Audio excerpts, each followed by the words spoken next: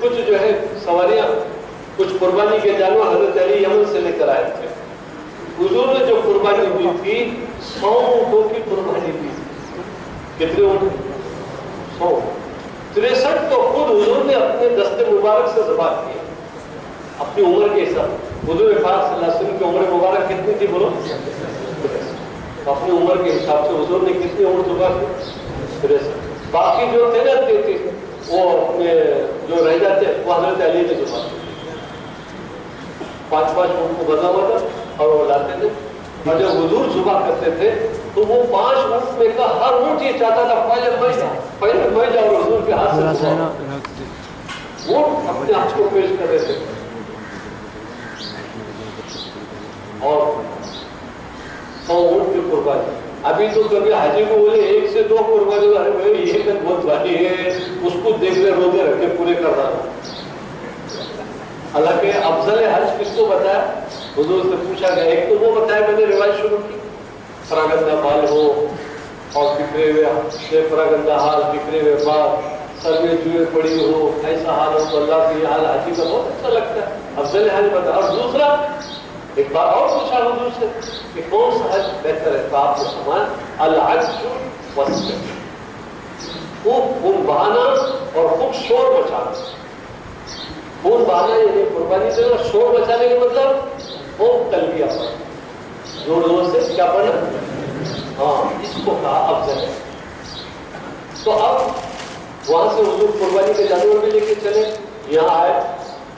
اب عمرہ کر لیا سب صحابہ نے، حضور صلی اللہ علیہ وسلم نے، سب نے عمرہ کر لیا، صفا مروہ ہو گیا. اب اس کے بعد حضور نے صحابہ سے کیا کہا؟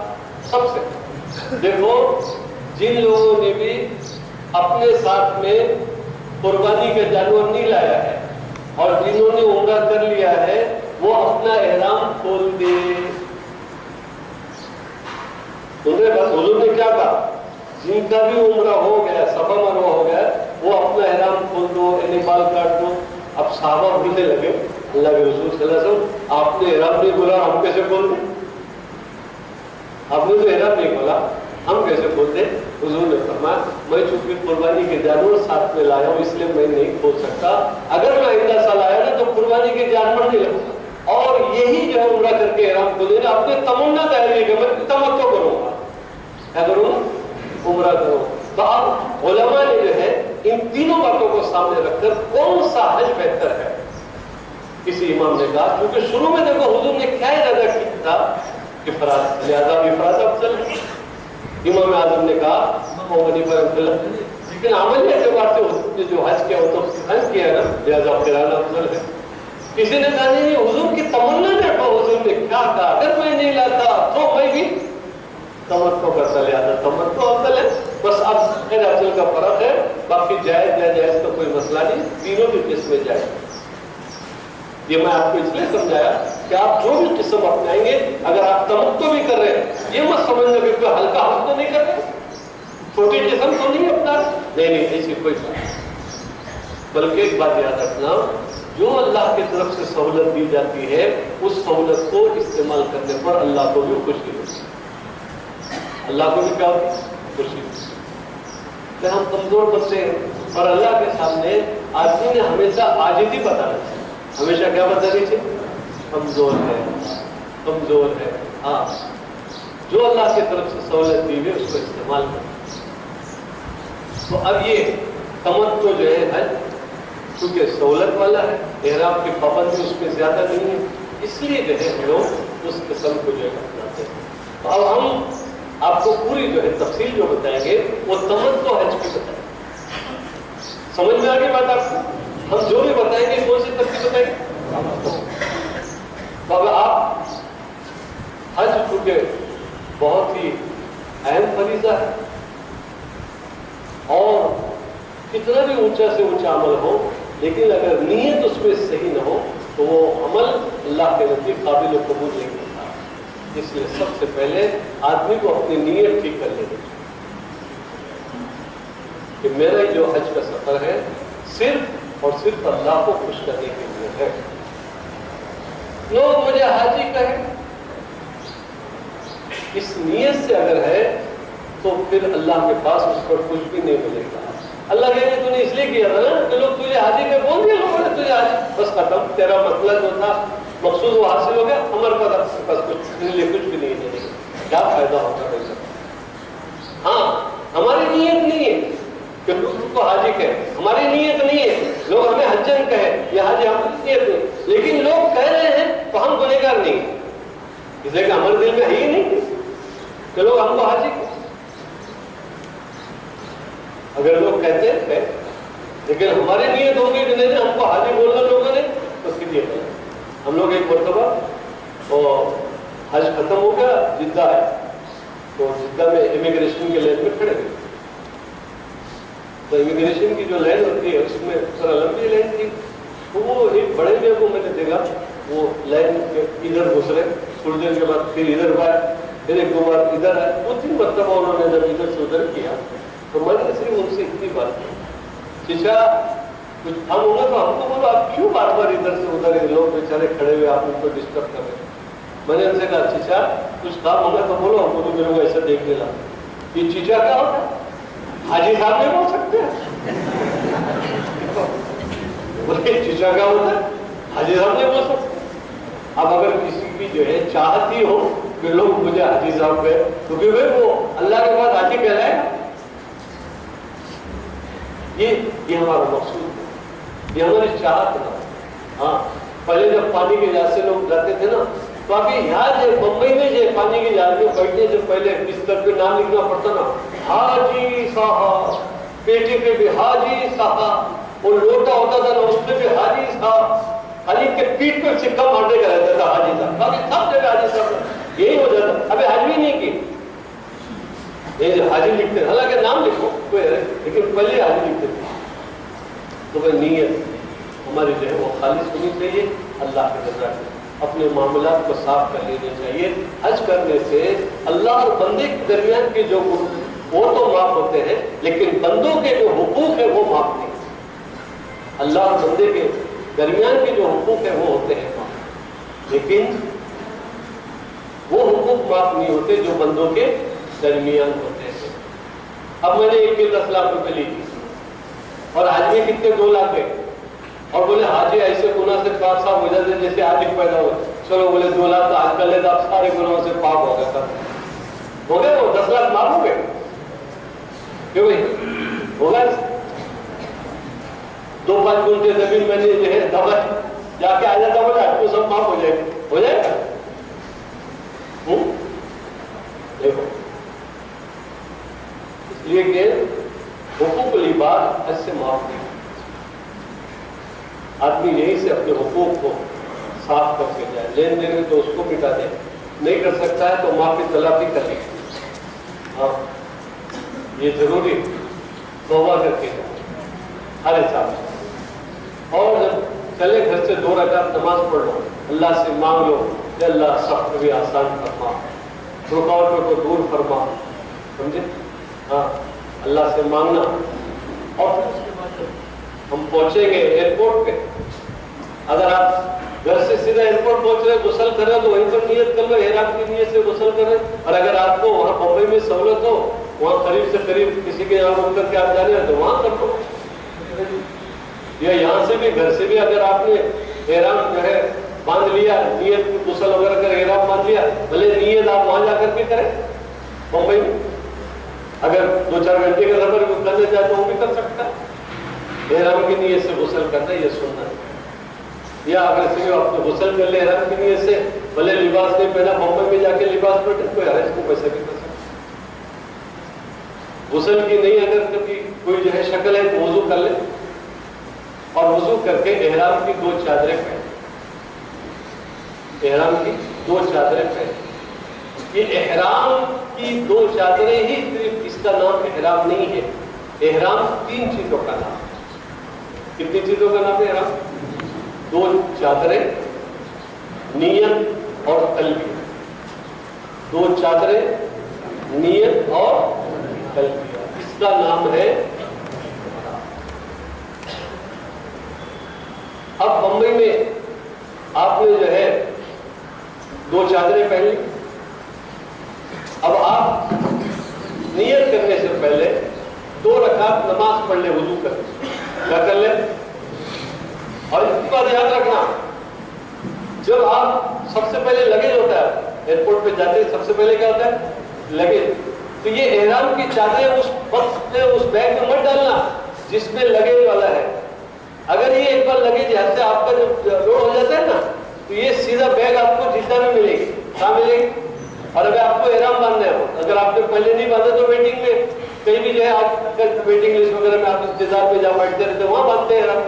اگر آپ نے پہلے باندھا ہے تو ٹھیک ہے کوئی بات نہیں, لیکن نہیں باندھا ہے بھول سے اگر آپ بعد میں باندھنے کی ارادہ کرتے اور آپ نے وہ احرام اس بیگ میں ڈال دیا جو لگیج کے اندر جانے والا ہے, اب یہ بیگ آپ کی ملے گی جدہ میں. ابھی آپ بولے گا لے گئے اور بولے کپڑا اور بولے وہ بیگ میں رہ گیا, بولو اس کو آفیسر کو میری بیگ دے, آپ نہیں ملتے ہو گیا اب وہ جدہ میں ملے گی. اس لیے یہیں سے کام کرنا کہ احرام کی چادر اس بیگ میں رکھنا جو بیگ ہم اپنے ساتھ پلین میں لے جاتے ہیں.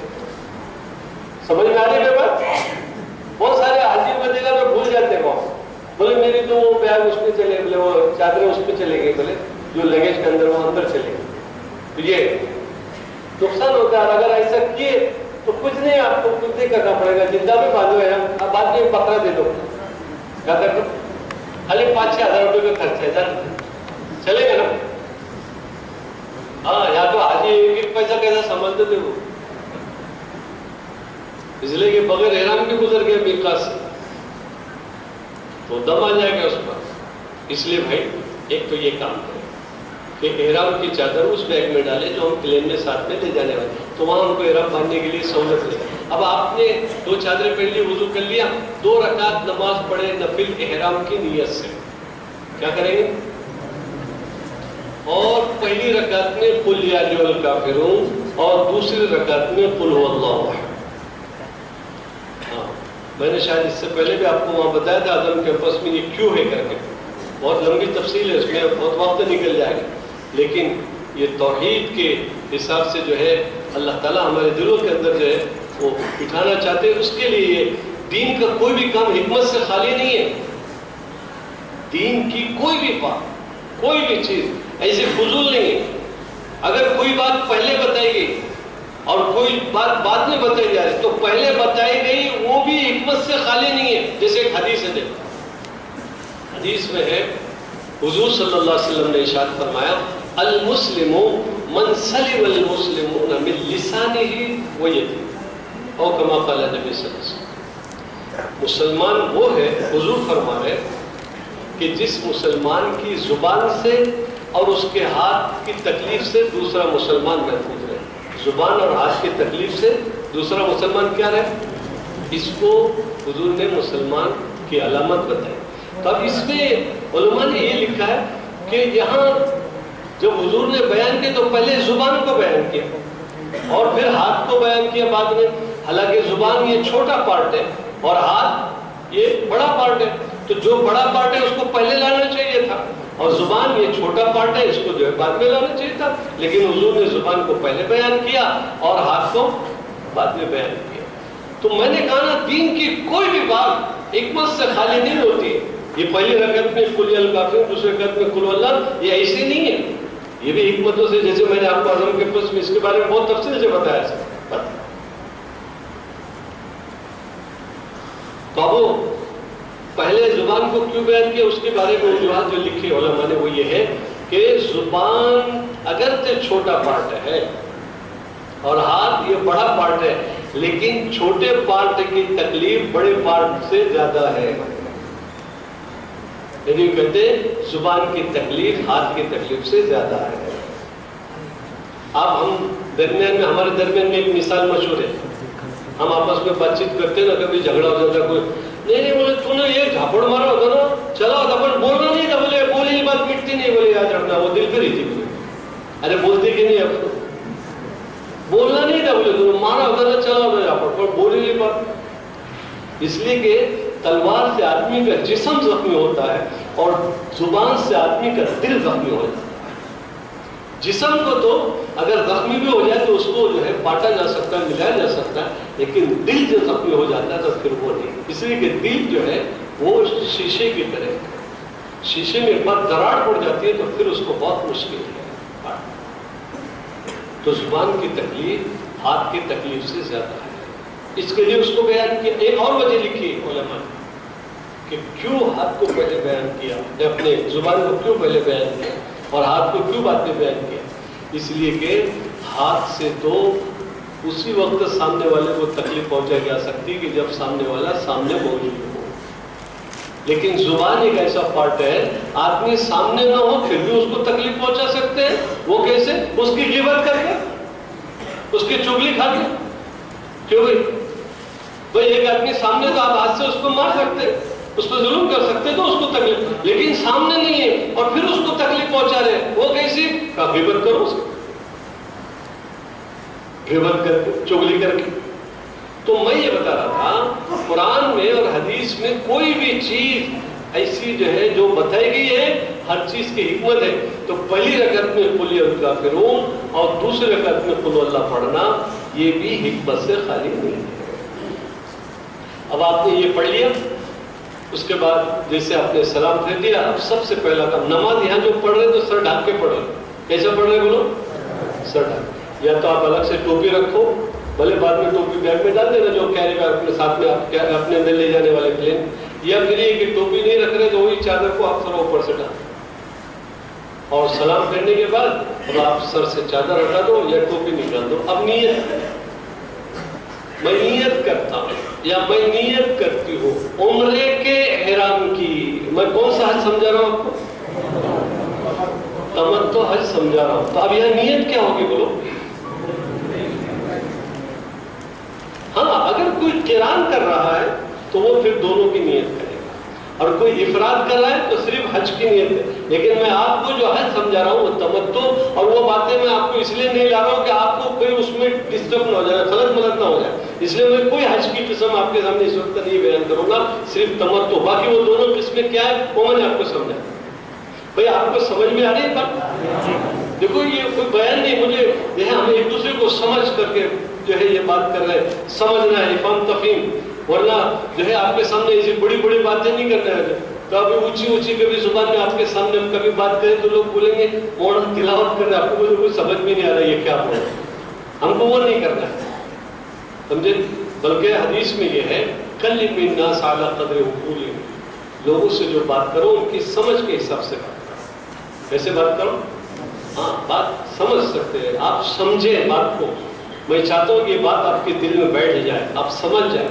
آپ کے سامنے میں بھاری اردو نہیں بولنا چاہتا ہوں، بلکہ صاحب اپنی جو سیدھی. ورنہ ایک مولوی صاحب بہت بھاری زبان میں بات کر رہے تھے. وہ کہنے لگے آپ کے جب وہ گاؤں کے لوگ آئے تو ذرا پانی کی کئی سالی تھی، پانی بھی نہیں گر رہا تھا، تو انہوں نے پوچھا آپ کے کشتے زار میں تقاطر امطار ہوا یا نہیں ہوا؟ اب وہ دیکھ رہے تھے، ارے آپ کے کشتے دار میں تقاطر امطار ہوا یا نہیں ہوا؟ کیا بول رہے بولے صاحب آپ کو؟ ارے بولے آپ کے کھیت میں بارش کب ہوئی تھی؟ تقاطر امطار یعنی مطر یعنی بارش، تقاطر یعنی قطرے کب گئے. اب وہ زبان کہاں سے سمجھنے والے؟ تو اپنی عام زبان. ہم چاہتے ہیں کہ ایک دوسرے کو ہم سمجھیں. جو سمجھ میں نہیں ہے نا آپ کو، ہم آپ کو موقع دیں گے، آپ اس کو پوچھیں گے. سوالات اگر کسی کے ذہن میں ہو تو آپ اس کو پوچھیں، لیکن اگر ہو سوال تو پوچھیں. لیکن آخر میں کیوں رکھتے ہیں ہم؟ آخر میں اس لیے رکھتے ہیں، ہو سکتا ہے کہ کوئی سوال آپ کے ذہن میں ہو، لیکن ہم باتیں سمجھاتے سمجھاتے آخر میں ہو سکتا ہے آپ کے سوال کا جواب اسی میں ہو جائے، ہو سکتا ہے سوال کا جواب اسی میں آ جائے. اور آخر تک ساری باتیں ہونے کے بعد بھی اگر آپ کے ذہن میں جو سوال ہے اگر اس کا کوئی جواب نہیں تو پھر آپ پوچھ سکتے ہیں اس کو. پھر آپ کیا کریں گے؟ اس کو پوچھیں گے. اور پوچھ کر کے، پوچھنا بھی آدھا سوال ہے، آدھا علم ہے، آدھا سوال نہیں. پوچھنا بھی آدھا علم ہے. لیکن پوچھنے والی بات، اب پوچھنے کا بولے تو کچھ بھی پوچھو ایسا نہیں ہے. ایک جو ہے استاد ایک شاگرد سے بولنے لگا تو کچھ پوچھتا ہی نہیں، بولے پوچھتے جا. تو بولے اچھی بات ہے، بہت بول رہے تھے، بولے پوچھتا بولے میں. تو استاد کو پوچھنے لگا یہ روزہ کب تک رکھنے کا؟ بولے سورج ڈوبے تب. کب تک رکھنے کا روزہ؟ سورج ڈوبے تب. جب سورج ڈوب جائے تو روزہ کھول دیں گے. اب وہ بولنے لگا ان کبھی سورج نہیں ڈوبا تو؟ بولے تو نے خاموش رہنے کا. ذرا خاموش رہنا اچھا ہے. ایک عورت بہو کر کے لائی, کچھ بولتی نہیں تھی وہ, تو ساتھ بولنے لگے, ارے بہو کچھ بولتے جا, یہ کیا خاموش خاموش بیٹھے رہتے ہمیشہ, کچھ بولتے جا. اب ہمت کری اس نے بولنے کی, تو کیا بولی, بولے ماں جی کبھی تمہارے بیٹے کو کچھ ہوگا تو میرا کر کے دیں گے کہ نہیں, کو چپ بیٹھ رہے تو خاموش بیٹھتے, خاموش رہنے میں اچھا ہے. تو اس کا یہ مطلب بھی نہیں کہ وہ پوچھیں گے, بولے تو آپ کچھ بھی پوچھیں. آپ شروع ہی سے اگر جو ہے پوری بات کو دھیان سے سنیں گے تو میں سمجھتا ہوں کہ شاید بہت سارے وہ اشکالات, وہ سوالات جو آپ کے ذہن میں آنے والے وہ حل ہو جائیں گے. وہ کیا ہو جائیں گے, حل ہو جائیں گے. تو ابھی آپ نے کیا کیا کہ یہاں پر احرام جو ہے وہ سر سے کپڑا ہٹا دیا. اب نیت کی, آپ نے نیت کرتا ہوں یا میں نیت کرتی ہوں عمرے کے احرام کی, اے اللہ میرے لیے آسان فرما اور میری طرف سے قبول فرما. ابھی تک احرام شروع, پابندی شروع نہیں. لیکن یہاں ایک بات میں آپ کو سمجھانا چاہتا ہوں. اچھا, ہر بات کو بولتے تھے, وہ بات اگر میں سمجھاؤں نا تو وہ بات کے سمجھنے میں آپ کے لیے مدد ملے گی, وہیں کہ وہیں اگر وہ بات سمجھاؤں. دیکھو, حج کو اس لیے بھی جو ہے سمجھنا اور اللہ سے مانگنا تاکہ ہمارا یہ حج جو ہے وہ آسان بھی ہو جائے. کوئی آدمی سوچتا ہے نہیں, بولے آپ بہت ہوشیار ہو, بہت مائنڈیڈ ہے, سب کر لیں گے, یہ کیا ہے یہ سب ایسے ہی, بولے کچھ نہیں, اللہ نے عقل بھی کر لیں گے. میرے بھائیوں, حضور سے بڑھ کر کسی کی عقل ہو سکتی؟ اللہ نے دیکھو حدیثوں میں آتا ہے, اللہ نے عقل کے 100 حصے بنائے. کتنے حصے بنائے؟ 100. ایک حصہ پوری دنیا کو اللہ نے دیا اور 99% پورا اللہ نے حضور صلی اللہ علیہ وسلم کو عطا فرمایا. اب بتاؤ, حضور سے بڑھ کر کوئی عقل والا ہو سکتا ہے؟ اور حضور کہہ رہے ہیں اللہ میرے لیے آسان فرما اور میری طرف سے قبول کر. اب اس میں کوئی اپنے مائنڈ پر بھروسہ کریں گے تو چلے گا نہیں, بولے آپ بہت ہوشیار, سب دیکھ کے کر لیں گے. ایک بار کوئی چیز دیکھ لیتے نا, بات پھر ختم. اللہ سے مانگنا بہت ضروری ہے. ایک صاحب جو ہے طواف کرنے کے لیے گئے. اب وہ طواف جو ہے نا ایسے سیدھی طرف سے ہونا چاہیے, تو وہ الٹی طرف سے کرتے. ہندوستان کے تھے, تو جب وہ طواف الٹی طرف سے کر رہے تھے, ایک عرب بچے نے دیکھا, ہوشیار بچہ تھا. کہاں کے حاجی صاحب؟ ہندوستان کا. اچھا ہندوستان. دیکھیے آپ الٹا طواف کر رہے ہیں, سیدھا طواف ایسے ہوتا ہے. کتنا اچھا ہوتا ہے اگر آپ ہندوستان کے بڑے عالم صاحب, انہوں نے حج کے اوپر ایک کتاب لکھی ہے, اگر آپ وہ کتاب پڑھ کر آتے تو شاید الٹا طواف نہیں کرتے. تو عالم صاحب بولنے لگے, بیٹا جس کتاب کا تم نام لے رہے ہو نا وہ میں خود ہی اس کا لکھنے والا ہوں. آدمی نے اپنے مائنڈ پر نہیں جانا, اپنے علم پر نہیں جانا, اللہ سے مانگنا. اس لیے کہ کوئی بھی کام اللہ ہی کے آسان کرنے سے آسان ہوتا ہے. کس کے آسان کرنے سے؟ اللہ. اس لیے آپ کو ہر جگہ ملے گا. اور حج چونکہ اس میں مشقت ہے, اللہ سے جب آدمی آسانی مانگتا ہے نا تو اللہ اس کو آسان کر دیتے ہیں. اللہ کیا کر, اس لیے یہاں یہ دعا مانگنا اللہ سے, اللہ میرے لیے آسان فرما اور میری طرف سے. یہ کیوں مانگنا ہے میری طرف سے قبول فرما؟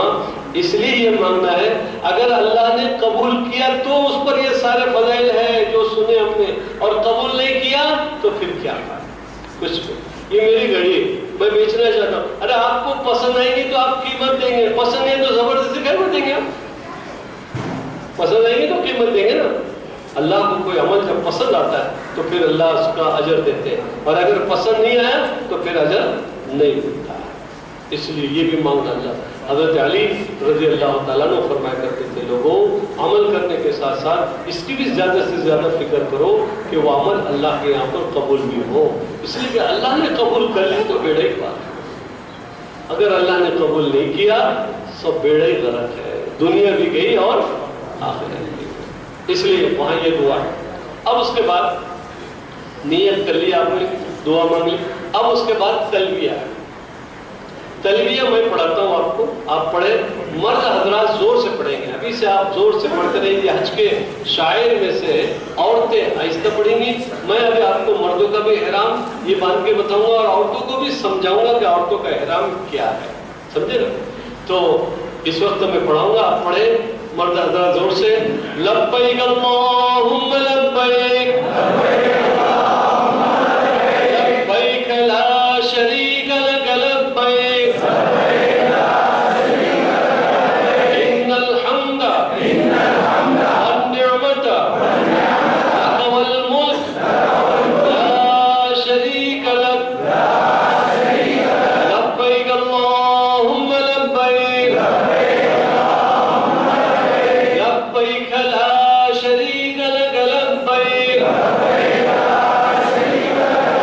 ان الحمد والنعمت لک والملک لا شریک لک لبیک اللہم لبیک لبیک لا شریک لک لبیک ان الحمد والنعمت لک والملک لا شریک لک. جب بھی پڑھے 3 مرتبہ پڑھے. 1 مرتبہ پڑھنا واجب ہے اور 3 مرتبہ پڑھنا یہ سنت ہے. سمجھے بھائی؟ اب یہ آپ نے پڑھ لیا. اب آپ کا احرام شروع ہو گیا. دیکھو اس کا ترجمہ وغیرہ میں نے آپ کو سب اذان کے پس میں بتا دیا ہے, سب سمجھا دیا ہے, اور یہ کیوں پڑھا جاتا ہے یہ بھی آپ کو میں نے سب بتا دیا ہے. یہ ساری چیزیں آپ کو اس وقت نہیں, فضائل اور جو کچھ باتیں وہی بتا دی. اب آپ کو صرف جو ہے حج کو بتانا ہے مجھے, کس طریقے سے آپ کا حج جو ہے وہ صحیح ہو. اب آپ نے جیسے یہ تلبیہ پڑھ لیا, اب جو ہے احرام کی پابندیاں شروع ہو گئی. احرام کی پابندی, احرام کو احرام کیوں کہتے ہیں اور احرام اللہ نے کیوں رکھا ہے؟ میں نے تو یہ بات آپ کو وہاں بھی بتایا تھا کہ اللہ نے احرام کیوں رکھا ہے کہ جب اللہ کے در پر آؤ تو فقیری اور امیری کے فرق کو مٹا کر کے آؤ, ایک حالت میں آؤ سب وہاں. اس لیے کہ اللہ نے دین کے معاملے میں فرق نہیں, دنیا کے معاملے میں اللہ نے فرق رکھا, کس کو امیر بنایا کس کو غریب بنایا, لیکن دین کے معاملے میں نماز پڑھو تو یہ حکم نہیں ہے کہ پہلی صف میں امیر اور دوسری صف میں غریب. کیوں بھائی ایسا ہے؟ پہلی صف میں بادشاہ اور دوسری صف میں غلام, ایسا ہے؟ بلکہ ایک ہی صف میں کھڑے ہو گئے, نہ کوئی بندہ رہا, او بندہ اور بندہ نواز سب ایک ہی صف. دین کے معاملے میں کوئی فرق نہیں.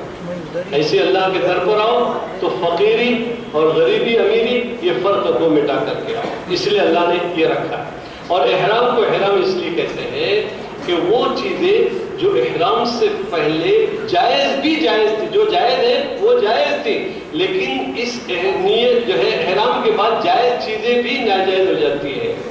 جیسے سلا ہوا کپڑا پہننا, خوشبو لگانا, ناخن کاٹنا, بال کاٹنا, سر ڈھانکنا, چہرہ ڈھانکنا, یہ انگوٹھے کے اوپر والی پنجے کے اوپر والی جو ہڈی ہے اس کو ڈھانکنا, سمجھے نا, وہاں جا کر کے شکار کرنا, وہاں کے حرم کے حدود حرم کے گھاس کو توڑنا کرنا, یہ ساری چیزیں یہ جو ہے سب منع.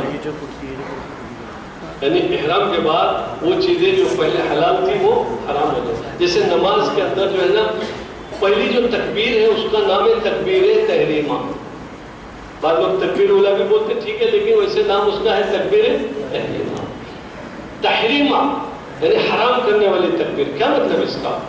یعنی اس تکبیر سے پہلے جو چیزیں حلال تھی اس تکبیر کے بعد اب وہ حلال چیز بھی حرام ہو گئی. جیسے آپ نماز سے پہلے بولتے رہتے ہیں, کیا بولتے رہتے ہیں؟ بھائی صفے سیدھی کرو, کندھے سے کندھا ملاؤ, ایڑیاں ضرورت دیکھ لو, آگے پیچھے نہ ہو, یہ بولتے رہتے.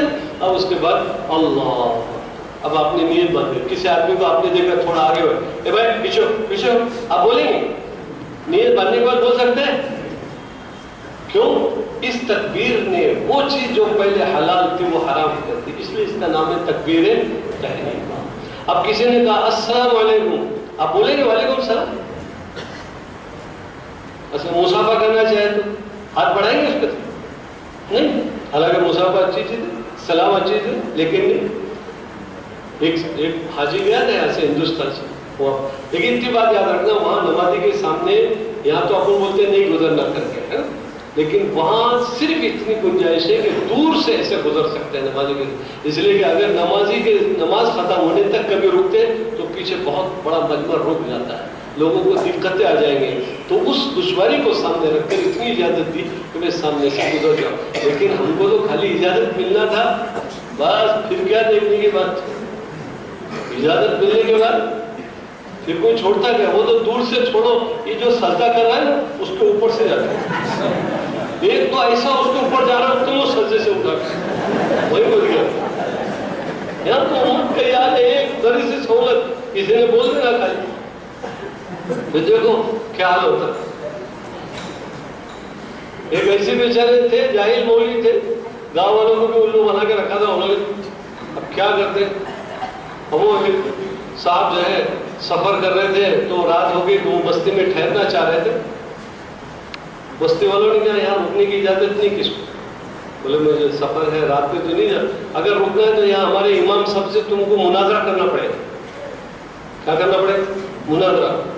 اب وہ جو بیچارے تھے مسافر بولے ہار گئے تو ہار گئے، رات کو مقام کا تو موقع مل جائے گا، تو ہار جائیں گے کیا. اب امام صاحب سے مناظرہ تھا بھائی، کیا بھائی کیا باتوں میں مناظرہ کریں گے پتہ نہیں. اب بیٹھے امام صاحب نے اسے گول رکھے بازی زمین پہ. بولو کیا ہے؟ مسافر بولنے لگا بھائی تھالی ہے، چاند ہے، سورج ہے، سب جتنے گول ہوتے سب پتا ہے، لیکن وہ نہیں ماننے. اب پریشان ہو کے مسافر بولنے لگا نہیں معلوم کیا ہے، تم بتاؤ. یہ باجری کی روٹی ہے. مسافر سمجھ گیا کیا حال ہے کر کے بستی والوں کی امام صاحب. تو اس نے کیا کرا، ایک بال ایسا کھینچا مولوی صاحب کی گاڑی. سب لوگ بولے کیا بات، کیا ہستی ہے، بہت پہنچی ہوئی ہستی ہے. ارے یہ جس کے بھی پاس ہو جائے نا بس اس کے تو بھائی صاحب جو قوم جو ہے پلٹی اس کے گاڑی ایک بال باقی نہ رکھے، ایک بال چھوڑیں گے.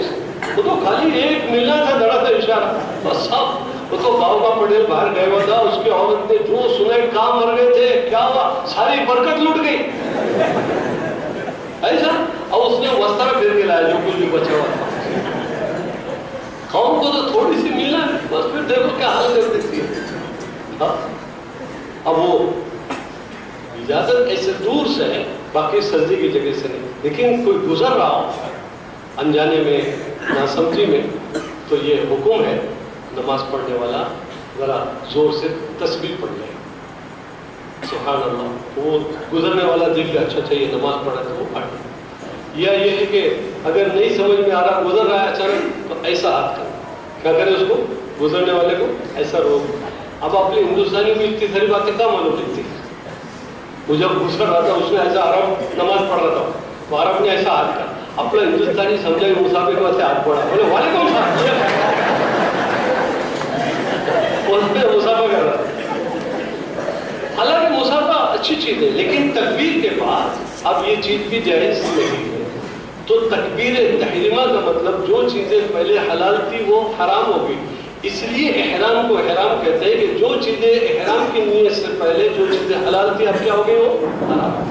اب یہ جو ہے آپ نے نیت کر لی، تلبیہ پڑھ لیا. اب احرام کی پابندی میں مردوں کے لیے سر نہیں ڈھانکنا، چہرہ نہیں ڈھانکنا، ناخن نہیں کاٹنا، بال نہیں کاٹنا، خوشبو نہیں لگانا، چپل ایسی پہننا جس سے یہ ہڈی جو ہے کھلی رہے، سلیپر پہننا.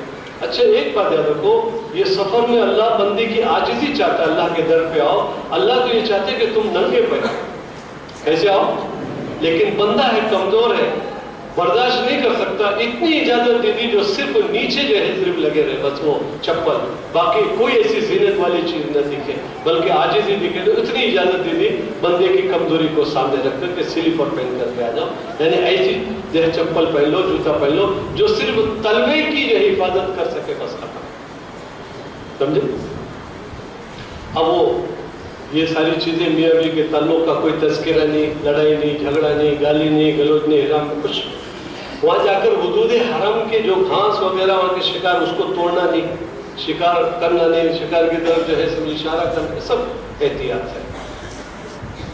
اچھا عورتوں کے لیے وہ سر ڈھانکے گی، وہ پابندی اس کے لیے نہیں ہے. عورتوں کے لیے ایسی عورتوں کے لیے پابندی بھی نہیں ہے. وہ اگر یہ ہڈی چھپا کر کوئی بھی ایسے جوتا پہننا چاہے تو وہ پہن سکتی ہے، موزہ پہن سکتی ہے. سمجھے؟ صرف چہرے کو اس کو جو ہے عورتوں کو چہرے کو کھلا رکھنا ہے، مطلب چہرے کو کپڑا نہیں لگنے دینا. چہرے کو کپڑا نہیں لگنے دینا. اچھا چہرے کو کپڑا نہیں لگنے دینا ہے تو اس سے ایک غلط فہمی جو عورتوں میں ہے وہ مجھے آپ کو بتانی ہے. وہ یہ ہے کہ چہرے کو کپڑا نہیں لگنے دینے کا مطلب عورتیں یہ سمجھتی ہے کہ حج میں پردہ نہیں ہے. حالانکہ یہ غلط ہے. حج میں پردہ ہے لیکن آپ ایسے پردہ کرو کہ جس سے کپڑا چہرے کو نہ لگے. جو ازواج مطہرات حضور صلی اللہ علیہ وسلم کے ساتھ حج میں آئی تھی جیسے حضرت عائشہ رضی اللہ تعالیٰ عنہا ہے اور بھی جو دوسرے ازواج تھیں, کہتے ہیں کہ جب نامحرم ہمارے سامنے آتے تھے جو دوپٹہ وغیرہ جو ہمارے سر کو تھا ہم اس کو ایسے نیچے کھینچ لیتے تھے, یا جو پنکھا وغیرہ ہوتا تھا ہم اس کو سامنے کر دیتے تھے جس کی وجہ سے منہ کو کپڑا نہیں لگتا تھا لیکن سامنے والے سے پردہ ہو جاتا تھا. ہم ایسا کوئی ٹوپ کیپ وغیرہ جو ہوتا ہے نا ایسا پہلے اس کے اوپر پردہ ڈال دیں کہ پردہ بھی ہو جائے اور چہرے کو کپڑا نہ لگے. صرف اتنا ہے عورت کا احرام کہ وہ چہرے کو کپڑا نہ لگنے دے, باقی وہ ان کا اپنا احرام وہی اپنا لباس ہے, ان کو کوئی الگ سے لباس کا کوئی مسئلہ نہیں, یہ شرط ان کے لیے نہیں. ہاں باقی خوشبو لگانا, ناخن کاٹنا, بال جو ہے وہ ٹوٹنے نہ پائے, وہ باقی ساری چیزیں پھر سب خالی یہ 2 چیزیں ہیں, سمجھے نا. مردوں کے لیے 8 پابندیاں, عورتوں کے لیے 6 پابندیاں, سمجھے. تو 2 چیزوں میں عورتیں نہیں ہیں, یعنی ایک تو یہ اس میں نہیں ہے اور دوسرے سر کے ڈھانکنے میں وہ مکلف نہیں, وہ سر ڈھانکے عورتیں. اور عورتوں کا تلبیہ آہستہ ہے اور مردوں کا جو تلبیہ ہے وہ زور سے ہے, سمجھے. تھوڑا سا میں احرام آپ کو بتا دیتا ہوں مردوں کا کس طریقے سے باندھا وہ آپ دیکھیں,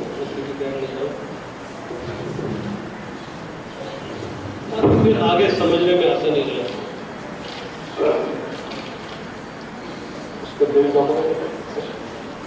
نیچے سے اتر کر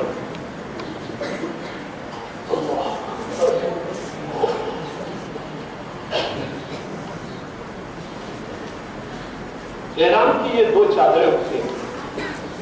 اچھا یہ آپ یہ مت دیکھنا ہے تمبولی کا وہ ہمارا حج کا, تو آپ بولیں گے یہ ایسا لینے کا فکر ہے, ایسا نہیں ہے. یہ تو تمبولی والے نے اس لیے رکھا ہوا ہے, وہ بولے کبھی حاجی ہمارا کبھی گم گیا تو ہم اس سے پہچان لیتے بھائی ہمارا وہ سب کا احرام ایک جیسا ہوتا ہے تو اس کے لیے یہ ہو جاتا ہے, تو اس کے لیے پروگرام ہونا پہچان. تو آپ بولیں گے نہیں ایسا احرام ہونا, ایسا کچھ بھی نہیں. یہ خالی احرام آپ کو میرے پاس وہی کیا کرتے آپ کو, ورنہ سادہ جو ہے کپڑا ہوتا ہے. 2 چادریں ہوتی ہیں 2.25 میٹر نیچے اور اوپر اس طریقے سے, ایک جو ہے لنگی کے طور پر نیچے ہوتی ہے. اس میں صرف اتنی بات ہے کہ گاٹھن نہیں ہونا چاہیے. کیا نہیں ہونا چاہیے وہ گاٹھن. اس میں 2-3 طریقے, آسان طریقہ یہی ہے اور بھی جو ہے طریقے احرام باندھنے کے یہی نہیں کہ آپ ایسا کر لیں, یہ اس طریقے جتنا آپ کو جو دونوں کو نہیں ملا لیں اور یہاں دبا دیں, اور یہ آپ نے اس طریقے سے فولڈ کر کے ایسا کر لیں. یہ ہو گیا. اب اس کے بعد آپ اس کو تھوڑا سا ایسا یہ کرتے ہیں. تو بتاؤ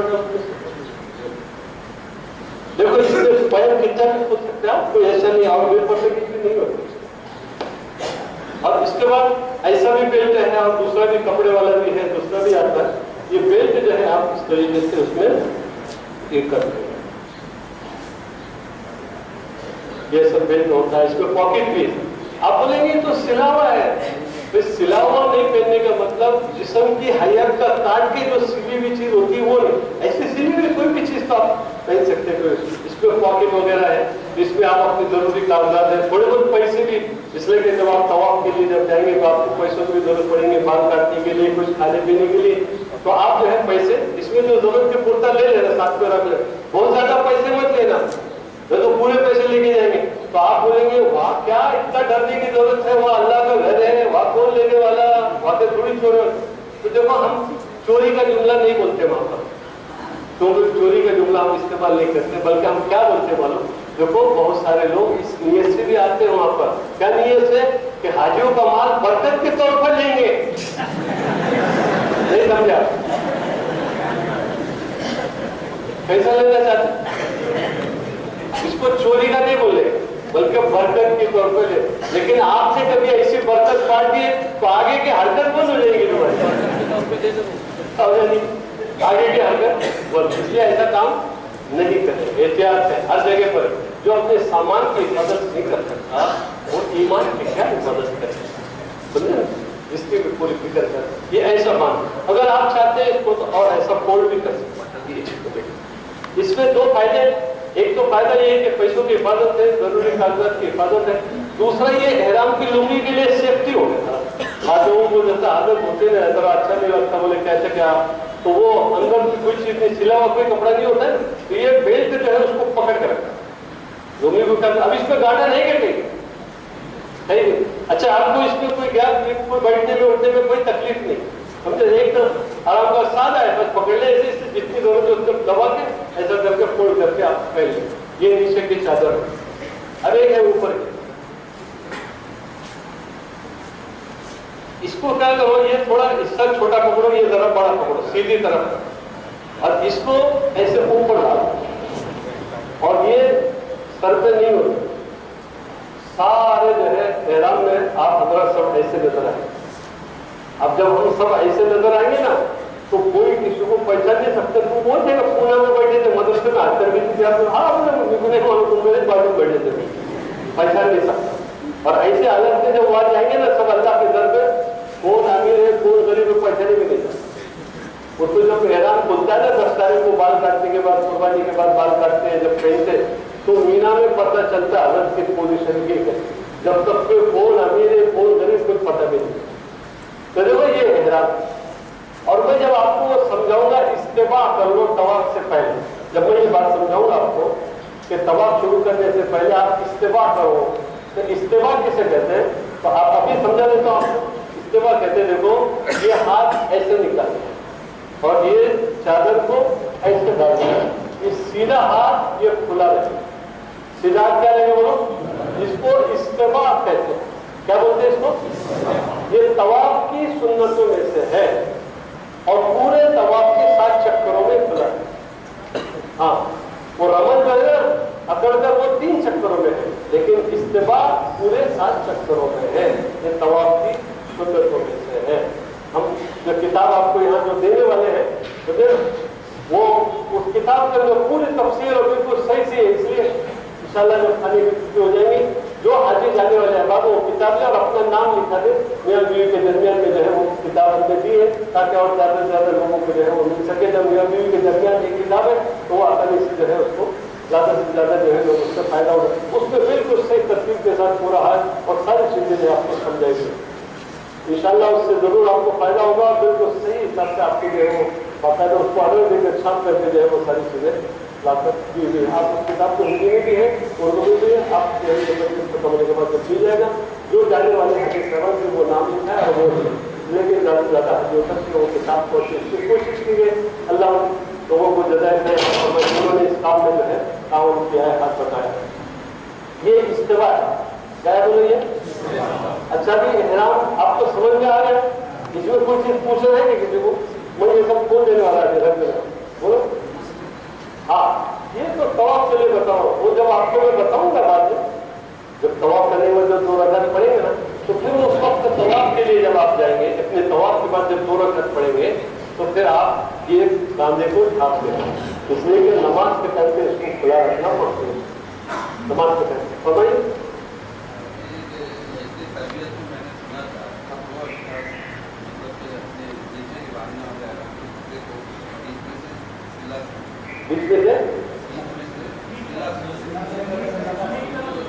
वैसे देखो, ये सिलाना नहीं चाहिए। इसकी मिसाल बिल्कुल ऐसे जैसे अपने कफन की सी, अगर किसी को यह खतरा हो कि मैं अपनी सतर को महफूज नहीं रख सकता हूँ, मेरे लिए जो है वो थोड़ा सा उसको जरूरी है पिन वगैरह लगा देना, मजबूरी के दर्जे में लगा सकते हैं, वरना सिला हुआ इस तरीके के सामने न बैठे। ये किताबों में बताया था कि 3 चक्कर करने हैं उड़कर और 4 चक्कर करने, वही इसीलिए मैंने समझाया आपको कि ऐसा नहीं है, ये तवाफ की सुन्नतों में से और पूरे 7 चक्कर में ये रखना। मैं वही इसीलिए बताया, बहुत सारे लोगों के जहनी है कि लोग बता दें कि 3 चक्कर में खाली इस्तेबा है, ऐसा नहीं है। रमल है सिर्फ 3 चक्कर में, बाकी ये पूरे तवाफ की सुन्नतों में से है, इसको खुला है।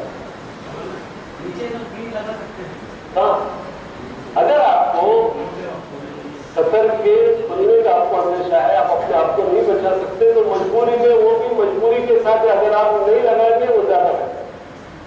मकरूह बताया है पिन वगैरह को लगाने, समझे? इसका फायदा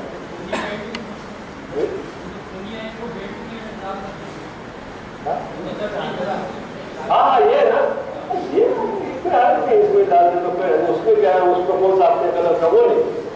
बाकी सिर्फ बाहर से अपने जिस्म के हिसाब से पैक कर ले, जिसको बोलते हैं ना, सिले हुए के होटों पे कोई चीज ना आए उसके लिए। बाकी तो ये ऐसा आप हो सकते, ऐसी गोदड़ी जो है जो सिले हुए हो सकते यहाँ का हो सकते हो तो, लेकिन जिस्म की हाइट का जो है ना वो सिला हुआ कोई कपड़ा वो नहीं सिलाएगा, ऊपर से डाल सकते हैं। और कोई बात एहराम के ताल्लुक से पूछो गालियाँ, दूसरी बातों का आपको बात वो कपड़े का होना चाहिए, चमड़े का बात है, दोनों भी जाए, दोनों भी मिल जाए, चमड़े का भी बात है। नाप को नाप इसलिए कि नाप से बढ़ना, नाप से बढ़ने तक ये जो है 17 औरत मर्द के लिए ये खतर है। जैसे इंसान की जो है जो अज़्व खास का दिखाना जैसे हराम है, ऐसे नाप का और घुटने का दिखाना भी हराम है, एक ही हुक्म है। तो नाप ये इसके ऊपर होना चाहिए, ऐसा इसके नीचे नहीं, ठीक है। नाप के ऊपर ये इधर ये लूंगी। अभी चप्पल के बात करते बने है ना, मन क्या होगा इसके बारे में कुछ लोग है, वो आपको बात क्या बोले, हाँ आप इसको पूछ लो, वो मैं बेचारे ठीक है बताऊंगा, इससे बताऊंगा वो क्या हुआ। बेचारे उनके दिल में है, वो जल्दी से होता है, बाद लोगों के किसी को जल्दी होती है। वो एक साहब को बच्चा पैदा, वो बोले लाओ जल्दी से बताओ, अरे बोले ठहरो अभी जरा गिर जाए तवे में सो के लाओ, पर लाल ठीक है गाइए बाबा तवे पे सुबह सबर तो आ जाएगा। टॉवल जो सुखा के लिए गीला है टॉवल में, हाँ इसीलिए जब नई सिली में रहेंगे ना तो वो ज्यादा बेहतर। अगर सिली में रहना, हाँ यही बता रहा हूँ, ज्यादा बेहतर ये है कि आप जो है सिला हुआ न रखें, लेकिन किसी को ये खतरा है कि मैं अगर कभी नहीं सिलूंगा या नहीं पीने के लाऊंगा तो मैं सर को नहीं बंद कर सकता हूँ, वहाँ मजबूरी में उसकी इजाजत है आपके, ठीक है। आप बोलो नहीं, जब तक आप एहराम की हालत में हैं उस वक्त तक, अभी शुरू में आपने बम्बई में एयरपोर्ट पे सिर्फ नियत करने से पहले तलबिया पढ़ने से पहले अभी पाबंदी शुरू नहीं हुई थी, जब तक आप सिर पे ले सकते थे। अब इसके बाद जब तक एहराम खुलता नहीं आपको खुले से नमाज पढ़ना है, ठीक है। और बोलो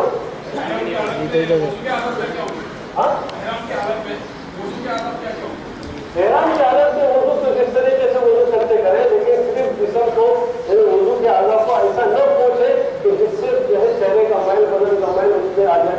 अगर अपनी जगह पर थोड़ा सा पानी इस तरीके से कोई सुखा दे जिससे मैल वगैरह न निकले, बाल वगैरह न टूटे तो क्या हर्ज नहीं, लेकिन हाँ तो बाल वगैरह न टूटे इसका भी थोड़ा ख्याल रखें, ऐसे आहिस्ता से। अगर टूट जाए कोई कुछ दिन बाद तो थोड़ा बहुत सख्ता दे देना चाहिए। बाल नहीं टूट सकता, नाखून नहीं काट सकते, नाखून टूट नहीं सकता, अगर नाखून टूट गया तो उसका भी सजा है। सब अलग अलग जितने भी हैं ना, सब एक एक चीज़ का, इवन एक कतरा का खून भी गलती से निकल गया तो उसका भी सजा। क्या पैसे ना हाँ तो भाई देखो, जब मुख्तलिफ किस्म के अफवाल जब उसमें आ रहे हो तो इसकी कोशिश करनी चाहिए कि जहाँ अगर मजबूरी का कोई मसला है वो आप इस्तेमाल कर दो, और जहाँ नहीं मजबूत रहे तो सब अफवाल उसमें जमा हो जाए। नहीं आप बिल्कुल फिक्र मत करो, दम की बात नहीं है। आप अपना वो दम से फिक्र, एक आदमी एहराम में क्या और मीना में वो ऐसा सूटर पहन के बैठे बड़े में ऐसे, अब उनको मालूम है बड़ा चिड़चिड़ा मिजाज हो गया था उनका, तो मैंने एक साथी को भेजा, अरे ऐसे बोला तू जाके बोल उनको जिसने सूटर जो पहने ना एहराम की हालत में वो ऊपर दम आ जाएगा, तो बड़े में दिमाग में वो गया बोलने का उसके साथ, बोले वो दम आ जाएगा, जा रहे मेरा दम निकल रहा, तुम बोलते दम के बाद दम निकल रहा उसको क्या समझा सकते हैं। बिल्कुल ऐसा फिक्र न करें जिससे आपका दम निकल जाए इंशाल्लाह। अगर ऐसी जो है मखलूआत वगैरह की कोई बातें होती है तो उसके सत्ता वगैरह आती है, क्या करने दे, बाकी कोई ऐसी बात, ठीक है। और कोई बात बस ये निकाल ताकि आगे बात हम चलते रहे। हाँ इसको निकाल देते लेकिन एहराम से आगे नहीं बढ़ रहे।